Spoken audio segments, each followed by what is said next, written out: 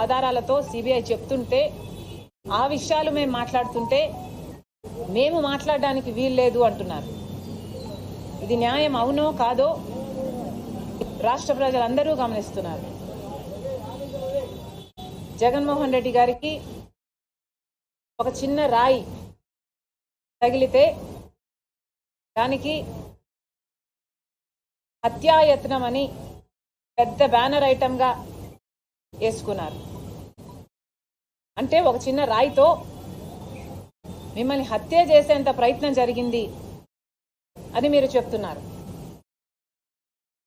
మరి చిన్న రాయితో కొడితేనే మీకు హత్యాయత్నంలా ఉంటే రాజశేఖర రెడ్డి గారి తమ్ముణ్ణి వివేకానంద రెడ్డి గారిని ప్రజానాయకుణ్ణి 7 సార్లు తల మీద గొడ్డలితో నరికి నరికి నరికి నరికి నరికి నరికి నరికి 7 సార్లు నరికితే ఆయన మెదడులో ఉన్న ఎంకలు కనిపిస్తున్నాయి. ఆయన మెదడు బయటకు వచ్చింది. తల మీద ఉన్న ఎంకలు కనిపిస్తున్నాయి. మెదడు బయటకు వచ్చింది. కానీ అది మాత్రం సాక్షికి హార్ట్ అటాక్ లాగా ఎందుకు కనిపించిందో జగన్మోహన్ రెడ్డి గారు సమాధానం చెప్పాలి.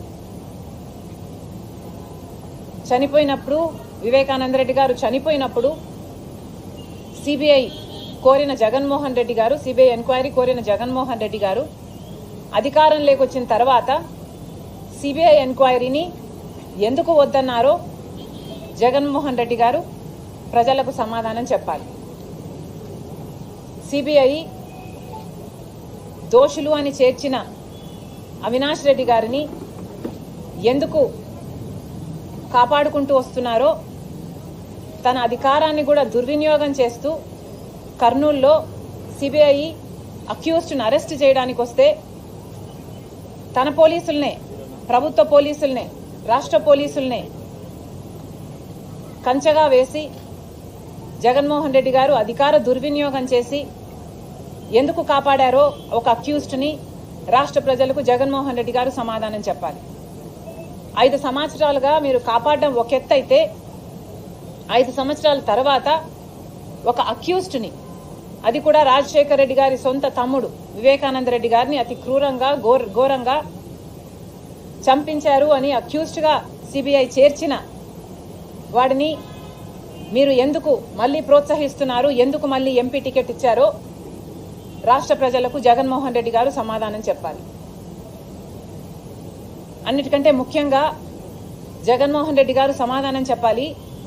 5 సంవత్సరాల క్రితం వివేకానంద రెడ్డి గారిని ఘోరంగా నరికి చంపడం జరిగింది. చంపిన వాళ్ళు వీళ్ళు, చంపించిన వాళ్ళు వీళ్ళు అని సిబిఐ ఛార్జ్ షీట్లో స్పష్టంగా వాళ్ళ పేర్లతో సహా చేర్చి చెప్పడం జరిగింది.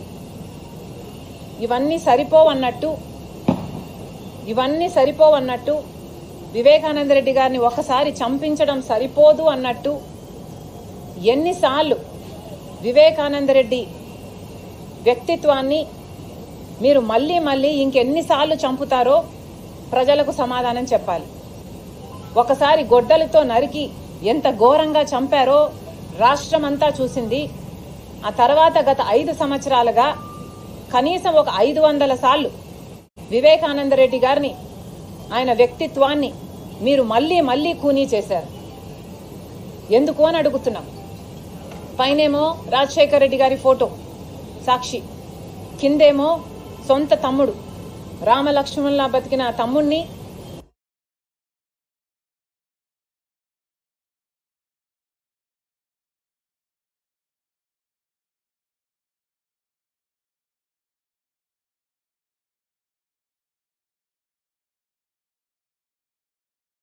పెట్టుకొని సరి ఓటు వేస్తారని పూర్తి నమ్మకంతో ఉన్నాం. ఎన్నికలు ప్రజలు నిర్ణయించుకోవాలి. ముఖ్యంగా కడప ప్రజలు నిర్ణయించుకోవాలి, వాళ్ళు న్యాయం వైపు ఉన్నారా లేక నేరం వైపు ఉన్నారా అని. ఇటీవల జరుగుతున్న పరిణామాలన్నీ ఒక కడప జిల్లా వాసులే కాదు, ఆంధ్ర రాష్ట్ర ప్రజలందరూ చూస్తున్నారు. మేము ఏదైతే సిబిఐ ఛార్జ్ షీట్లో ఉందో ఆ విషయాలు మాత్రమే మాట్లాడడం జరుగుతుంది. ఏ విషయాలు ఛార్జ్ షీట్లో లేవో అవి మాకు కూడా తెలియని విషయాలు. మాకు ఇన్ని విషయాలు తెలుసు అంటే దానికి కారణం సిబిఐ ఆధారాలతో ఇన్ని విషయాలు బయట పెట్టింది కాబట్టే మాకు విషయాలు తెలిసాయి. ఆ విషయాల గురించి మాత్రమే మేము ప్రస్తావించడం జరుగుతుంది.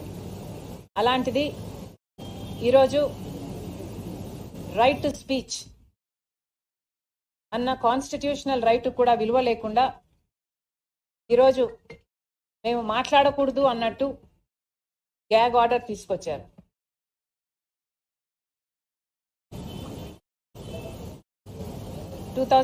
లో వివేకానంద రెడ్డి గారు చనిపోయినప్పుడు అప్పుడు చంద్రబాబు గారు ఈ హత్య చేయించారు అని ఏమన్నారు? నారాసుర రక్త చరిత్ర అని మాట్లాడిన వాళ్ళు, సాక్షిలో పెద్ద పెద్ద బ్యానర్లు, సాక్షి ఛానల్లో మారుమ్రోగించిన వాళ్ళు, అప్పుడు ఎలక్షన్లప్పుడు వాళ్ళు మాట్లాడొచ్చు, దాంట్లో తప్పు లేదు.